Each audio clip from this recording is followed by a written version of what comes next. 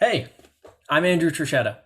By now, you've seen the first two episodes of our show, Here to There, so you know that I play Danny Raguseo, the unsung hero who keeps the ferry afloat. Hey, it's Melissa Archer. She plays second mate Casey Cardwell. Melissa adores me. Let's see what she says. Everyone has seen the first two episodes, they know you're lying. Okay, maybe I'm exaggerating a little. In this episode, I'm in a bad spot because Danny has a stalker who comes aboard looking for him. She's she's a stalker. So that's pretty self-explanatory, right? Oh, it's David Gregory. He plays first mate Andrew McGinnis. David's great. We get along really solid. Let's see what he says. You're not the only one in this episode. Quit hogging the intro and tell him about the rest of the episode. Okay, harsh, David. Come on, I thought we were better than that. Okay, so there's a teenager who flies a drone into Liz Wallach's hair. That same kid gets into an argument with Dr. Tom about the best Christmas movie ever. Are we all satisfied now, people? It's Len Klatt. Len's one of the writers. He's great. Buys me dinner every now and then. He said, "You're talking too much. Wrap it up and enjoy the episode." Fine. I hope you all enjoy A Drone, a Stalker, and the greatest Christmas movie of all time. Episode 3 of Here to There. I swear to God, if that's our director, it's Chris Lunz. He's the other writer. He's great. He buys me drinks. He said, "You have bedhead." Oh no. Are we gonna have to do another take?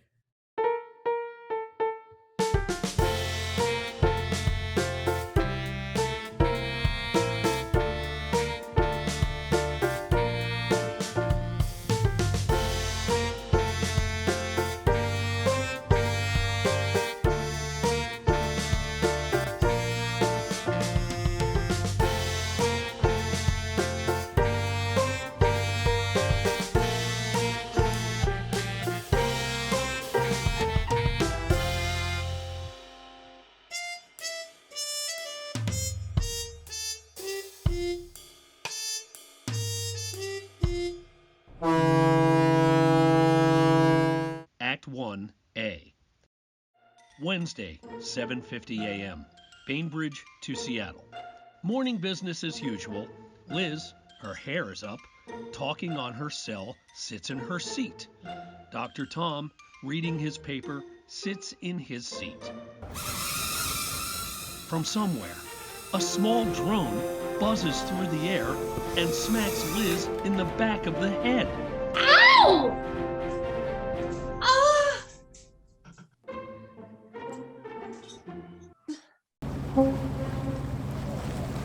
B. Interior galley. The galley is crowded. Raoul works the counter. Raoul notices Bitsy Piffle, cute, early 20s, looking suspicious as she tries to act casually at the end of the counter. Danny enters and crosses to Raoul. Amigo, that señorita, she's no good, see? Oh boy. Maybe this time she kill you. Danny exits. Kay enters from the kitchen. Kay scans the area and notices Bitsy. Kay walks over to Bitsy. Raoul follows Kay. I know you. No, you don't. I've never ridden this ferry before, and I don't know Danny Raguseo. She's what? You gotta whisper in English. That's English? Loca, she's crazy.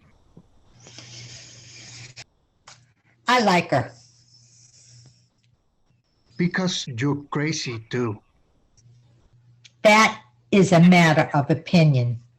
No, it is not. C. Interior main cabin. Liz, sitting in her seat, winces as Dr. Tom, standing behind her, tries to undo the drone from her hair. Ouch! What is it? It's a drone. This propeller is wrapped around a chunk of your hair. Have you got some scissors? You are not cutting my hair. Our dermatologist told me hair loss is hereditary. Yeah, sure. When I got married, I had a full head of boy band quality hair. And less than a year of being married, I found clumps of hair in my pillow. Coincidence or marriage? Get this thing out of my hair and I will buy you a wig from the Presley collection. Elvis or Priscilla. Is that vanilla and honey shampoo? You know, all these years of commuting, I never smelled your head. Which is the only reason I let you sit next to me. But that's over now since we've crossed that line. A teenager named Declan enters and scans the main cabin. Declan sees what he's looking for and crosses to Liz and Dr. Tom. Hey, come on, can I have my drone back? What's your name? Declan. Well, Declan, why are you flying a drone inside the ferry? Cuz, on the scope, your hair looks like a bird's nest. What bird's nest is in an updo and has highlights? On screen, it looks like twigs and dry pine needles. Why aren't you in school? My class is going to a science expo in Seattle. I need you to get my drone out of her hair now.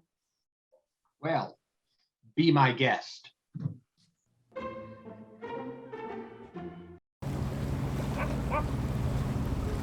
D. Interior office. Casey and Andrew sit at their desks.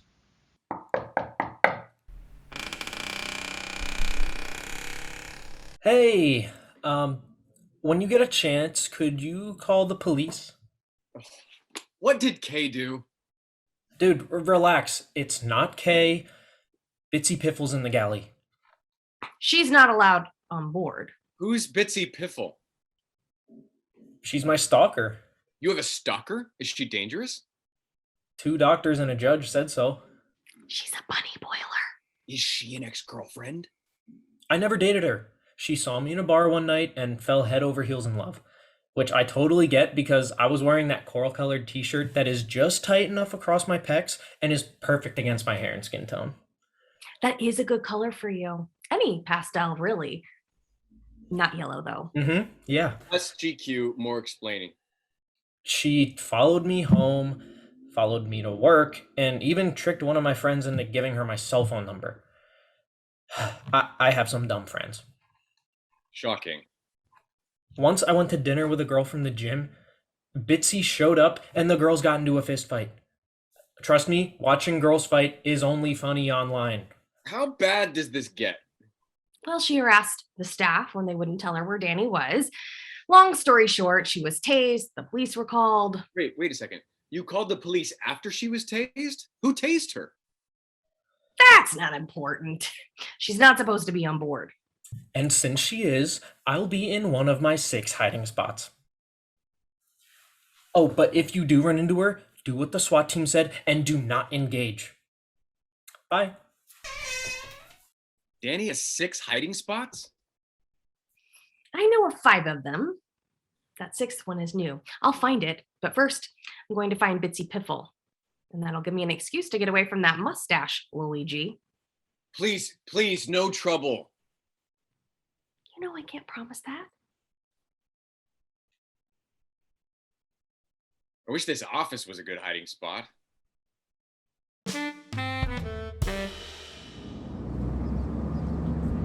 E. Interior, main cabin. Declan tries to work the drone from Liz's hair. If I don't get my drone out of your hair, you're coming with me to the science expo. Huh.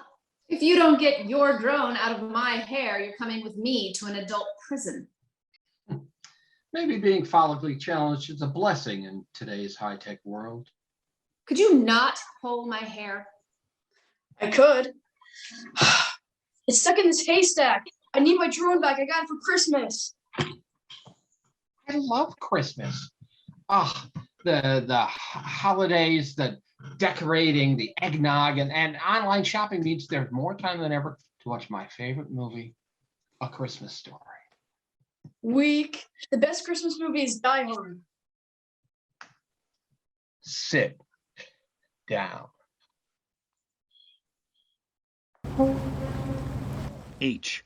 Interior galley. Bitsy, looking around, wanders the galley. Casey enters and crosses to Bitsy. What are you doing here, Bitsy? You have me confused with someone else. But this Bitsy you speak of sounds wonderful, and any man would be lucky to have her. But she only wants one. I'll go help Bitsy find him. I'll fight you. Bitsy, you are supposed to stay. Yeah. 1,000 yards away from Danny. Look, I'm better now. Oh, and did a doctor tell you so? Not in so many words. In any words? I want to show Danny I've changed. Oh, okay. What if I were to tell you that Danny has a girlfriend? I will tear her eyes from their sockets and feed them to her. Okay, that's what I thought. All right, Bitsy, what's it gonna be? You gonna sit quietly here in the galley until we dock? Or do you want to take your chances swimming across the Puget Sound? Raoul crosses towards Casey and Bitsy. Bitsy grabs Raoul as he passes by. Go into the kitchen, get a knife, come back here, and run it through my heart. Okay.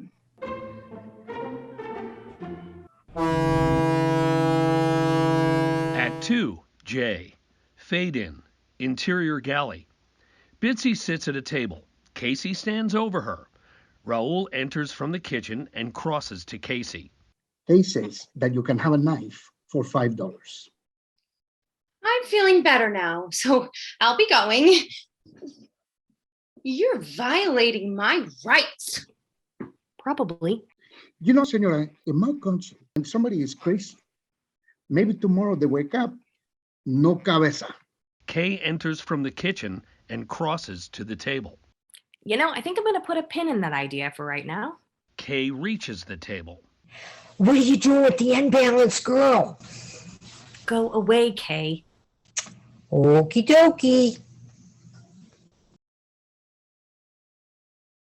I would never hurt Danny. Just anyone who gets in the way of your psychopathic obsession with them. The obvious solution to that is don't get in my way. Were you released or did you escape? Tomato, tomato. If you bring Danny to me, I can profess my undying love for him. He'll realize he's been in love with me, and you'll all come to the wedding. Isn't that a beautiful story? No cabeza. No cabeza. I may be taking the pin out of that idea very soon.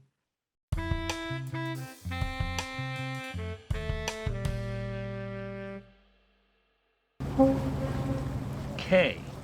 Interior, main cabin.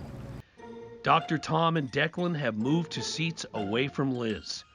Andrew enters and crosses through the galley to Liz. Hey, have you seen Danny? Did you try one of his hiding spaces? He has 5. Wait! Don't you want to know what happened? Is a crewman responsible? No. Then no. Hey! I'm an unhappy passenger. Bring that porn stash over here. Make me happy. Okay. I don't have time for this, Miss Wallach. You have your hands in my hair. You can call me Liz. Ah. Kay enters and wanders the cabin. Oh, Kay! Don't you dare. I never thought I would ask you to do anything, ever. But Liz needs help. That's Miss Wallach to you. Somebody hit you with a shovel? Interior, main cabin, continuous. Dr. Tom and Declan sit. An elderly woman sits next to them. Just because Die Hard takes place at Christmas time does not make it a Christmas movie. Bruce Willis tries to get back with his family at Christmas. There are shootings and explosions. That's the festive wrapping. First Mate McGinnis, a moment. He works here with that mustache. I'm trying to find Danny. Oh, have you tried one of his 5 hiding spots? What can I do for you? Okay, this miscreant thinks Die Hard is the best Christmas movie of all time. Would you agree? No. Okay, so we agree it's A Christmas Story. No. National Lampoon's Christmas Vacation. Gotta go. That is a funny movie. Cousin Eddie. Oh, I think the best Christmas movie is Miracle on 34th Street. What are you, 150? Yeah, at Christmas time, do you put a Miracle on 34th Street into your Betamax machine? I mean, black and white. Please. M. Interior galley. Casey and Raoul stand over the seated Bitsy, who drums her fingers on the table. Andrew enters and crosses to the table. I have to use the restroom. No, you don't. Damn, you're good. First Mate McGinnis. Meet Bitsy Piffle. Charmed. Everything is under control. Can't find you know who. That boy has 5 hiding places. What do you mean you can't find Danny? Oh, he may be hurt and need help. I must go to him. Bitsy stands. Casey gently pushes her back down. Stay. Did you tell Senor First Mate about my cabeza idea? This is your idea of everything under control? You and Raoul discussing a beheading? It's an underrated method of persuasion. Why was she released? Maybe her parents got her out. How? She comes from money. She's one of the trust fund Piffle sisters. Sisters? There are more? Betsy, Bitsy, Bootsy, and Maud. Who's their father, Dr. Seuss? Danny enters the galley and tries to sneak through the crowd. Danny! I thought you were hiding. There was another crewman in my new spot. Why did you come in here? I'm thirsty.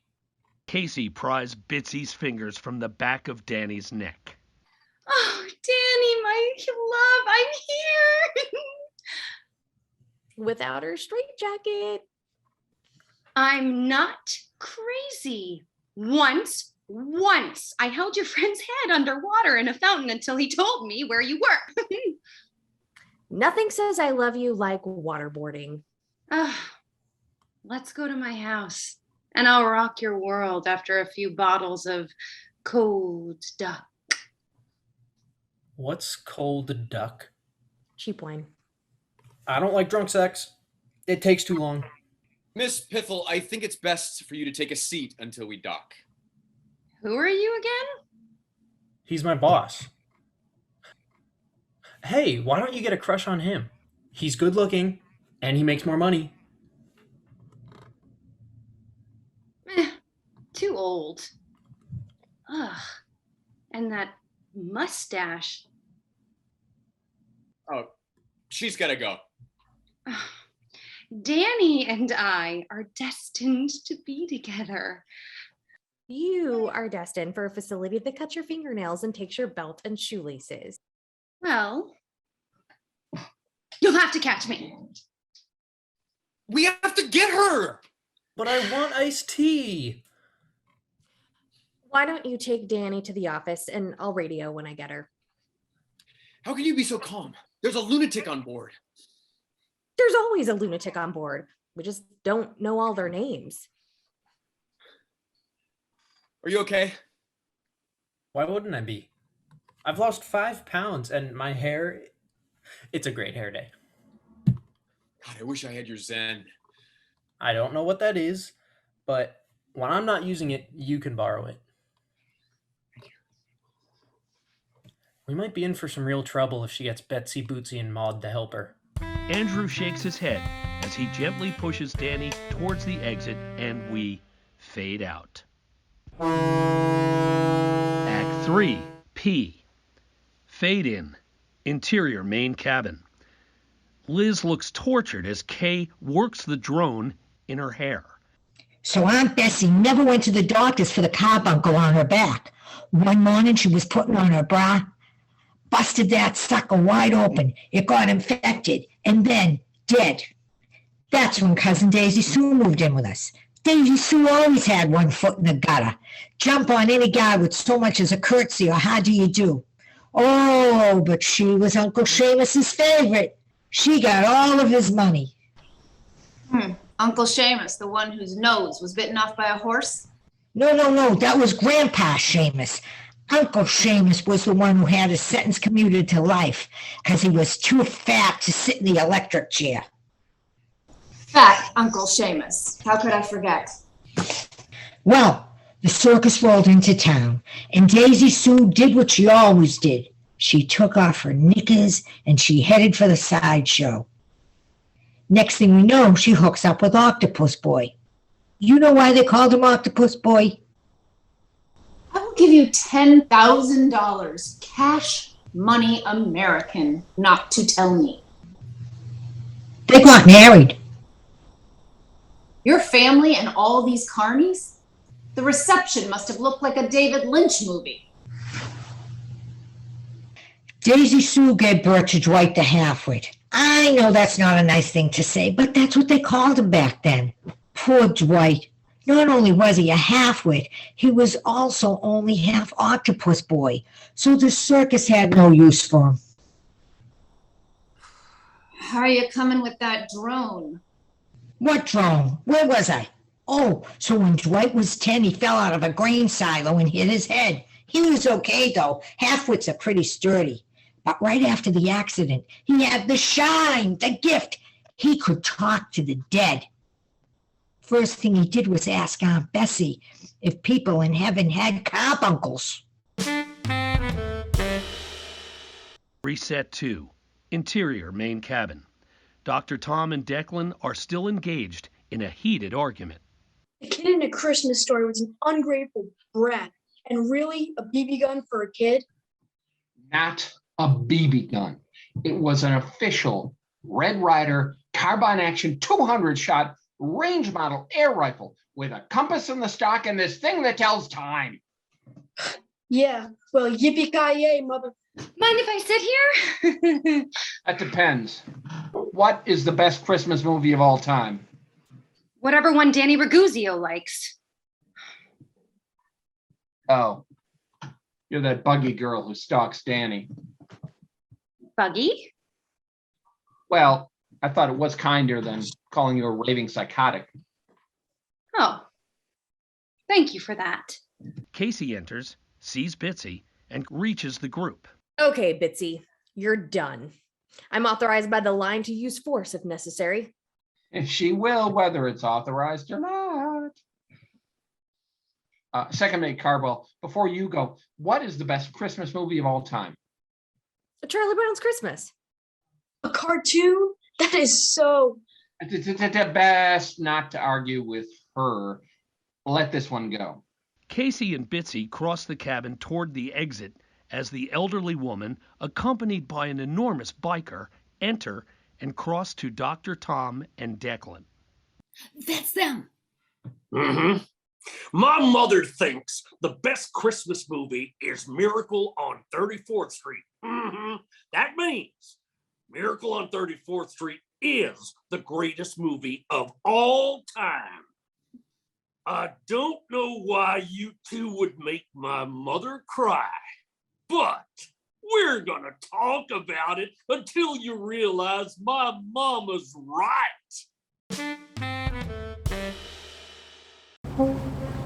R. Interior office. Andrew sits at his desk. Danny sits in a chair. Casey's voice comes over the walkie-talkie. First mate McGinnis. Package is secure. Over. Message received. Over. Were you ever scared that Bitsy would hurt you?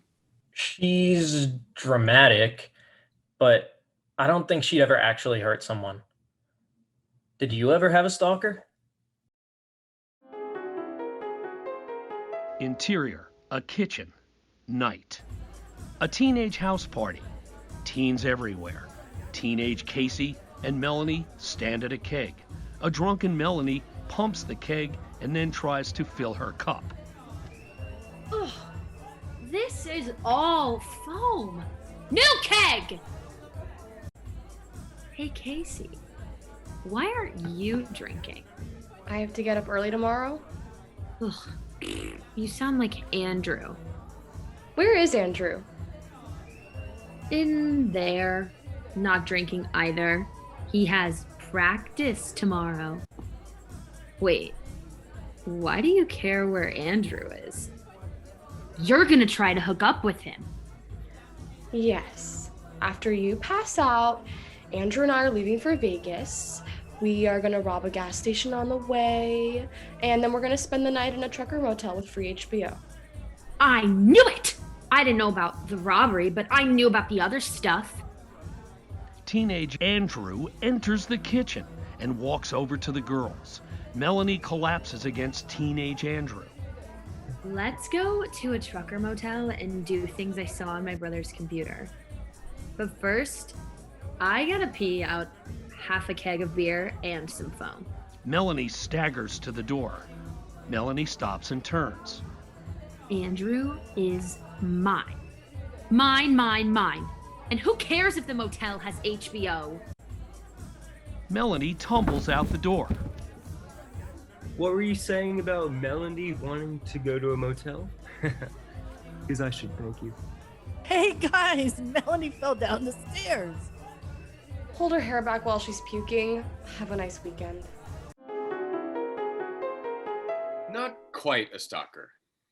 I'm surprised. I don't read anything into this, but you're a hot guy. Besides the dirty stash. Even if Casey says you're so starched, you wouldn't bend in a hurricane. She's quite a wordsmith. I got a good vibe from you on your first day. You know, I can learn a lot from you. Wow. Thank you. Casey said if I told you junk like that, you wouldn't hassle me too much. She said you eat up all that corporate nonsense. But you know what's weird? I actually mean it.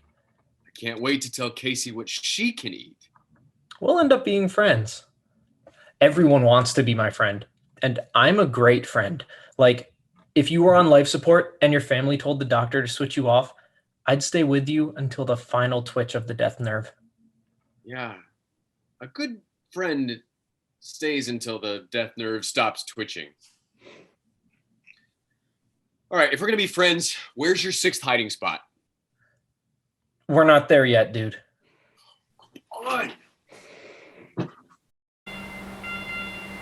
X, interior main cabin. Passengers gather their belongings and head for the exits. Liz sits as Raul works the drone in her hair. Senora, I don't understand. Why you wear this airplane in your hair? I don't understand either.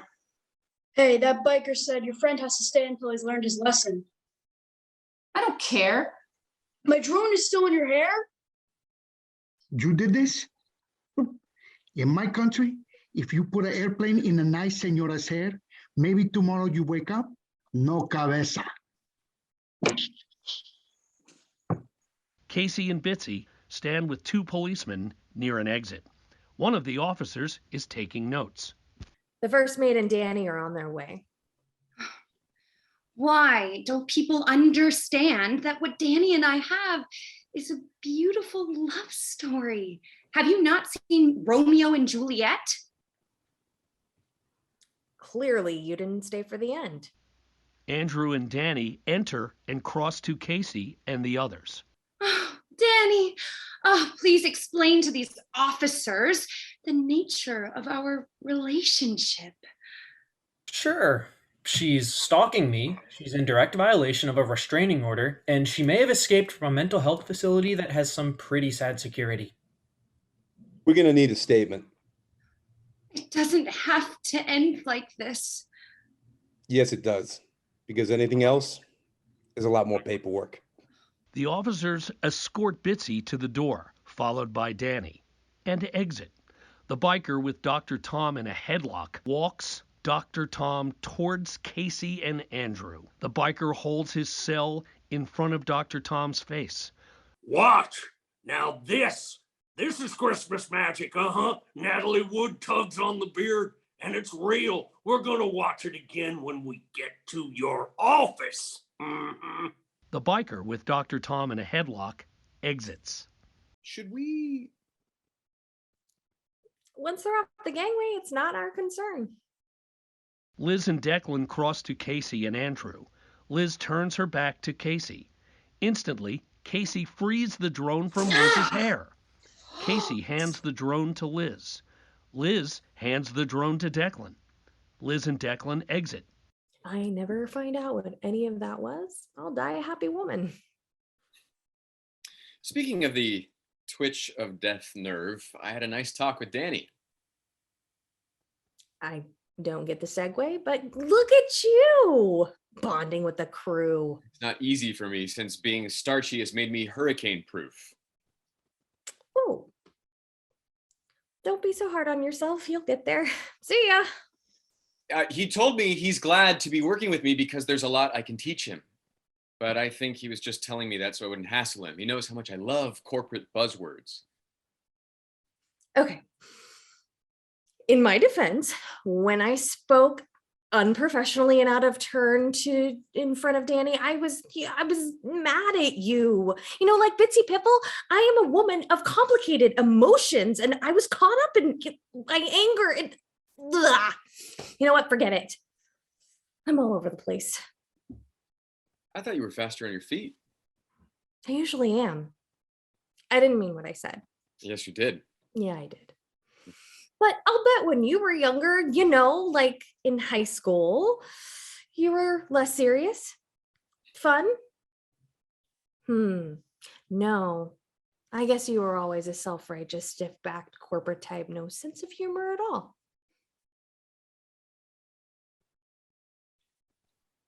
True. No one really liked me. Guess I had no time for friends or fun. When Danny told me what you said, I got upset. I don't like to be reminded of it. It actually hurts. Andrew turns to exit. He smiles, unseen by Casey, and exits. That lying bastard. Kay and the elderly woman walk arm in arm towards Casey. Daisy Sue started sleeping with the dog catcher, even though she was still married to Octopus Boy. Dwight the halfwit used his gift of the shine to talk to Aunt Bessie, and he found out that the dog catcher was only after Uncle Seamus's money. So Daisy Sue shot him.